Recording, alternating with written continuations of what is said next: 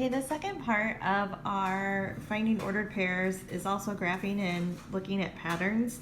So for the final, you will need to know how to continue a pattern and name the rule. Some common mistakes are doing the wrong process, maybe looking at the wrong axis, and unsure how to identify X and Y. So make sure when you are writing a process to remembering to write a rule, to use a process and a number when talking about the rule. So let's try this first one. So the directions say to continue the pattern in the table and identify the rules for X and Y. So as I'm looking here, I can see that my pattern is listed horizontal as I go across, and I can see that this is going to be my X pattern and below it is going to be my Y pattern. So the first thing I want to look at is I want to see whether my pattern is moving up or is it moving down? Is it increasing in numbers or decreasing? So as I can tell right now, my pattern is moving up. So that tells me that my process for my rule is either going to be to add or subtract. Wrong. To add or multiply. So whenever you are looking at this, you want to make sure that it meets all of the clues or all of the samples that they've already given you to make sure that your rule matches for those numbers. So as I see, I have a 10 here and I go up 20. So I know that 10 plus 10 is 20. I also know that 10 times 2 is 20. So right now my mind is thinking that my rule is either plus 10 or times 2. How I can see if that works is to look and see if the pattern continues. So 10 plus 10 is 20. 20 plus 10 is 30. So right now I'm thinking that plus 10 is my pattern, but I'm going to try the times 2. 10 times 2 is 20. 20 times 2 would be 40. So I know that the times 2 is not going to work. So I know that my pattern for X is increasing by 10. So I know that I'm going to do 10 plus 10 is 20. 20 plus 10 is 30. 30 plus 10 is 40. 40 plus 10 is 50. And 50 plus 10 is 60. And down here, I'm going to go ahead and write my rule for X.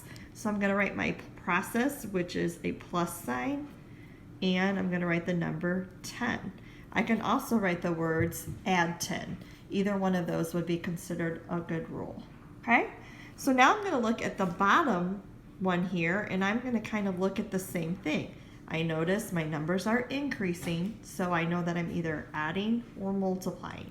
So as I look, I know that 3 plus 3 equals 6, but I also know 3 times 2 equals 6. So I'm going to see which one works.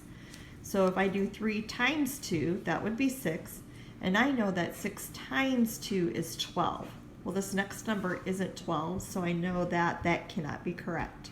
So if I do 3 plus 3 is 6, 6 plus 3 is 9. It's telling me my rule is going to be plus 3. So 9 plus 3 is 12. 12 plus 3 is 15. And 15 plus 3 is 18. So I know right now my rule for Y is to add 3. Okay? And again, you can also write the words add 3. I'm just going to put that there. I'll put those in parentheses so you can see how you can also write that. We'll also write add 10. Either one of those would be a correct rule. Okay? Now the following thing says, if the two patterns continue, what would X minus Y be? So that means that I'm going to go up here and I'm going to have to fill in, if the pattern continued, what would X be? Well, my X pattern is plus 10, so X would be 70. And my pattern for Y is plus 3, so Y would be 21. So if I continue those patterns, that's what X and Y would be. And then now my pattern is asking if the two patterns continues, what's X minus Y? So we're going to replace X with 70. And we're going to replace Y with 21. And they're telling us what it would X minus Y be. So we're going to go ahead and we're going to figure that out. So 0 minus 1 I can't do, so I'm going to have to borrow. and 10 minus 1 is 9, and 6 minus 2 would be 4. So here x minus y equals 49. Okay? All right, go ahead and do the you try portion. You're going to do the same thing. You're going to be continuing the pattern and looking to see, are my numbers increasing, are they decreasing, and what rule I would follow, and then looking at the continuing patterns to figure out what x minus y is. When you're finished, go ahead and go on to the next video, which is going to also do more with continuing patterns, but looking at relationships between numbers.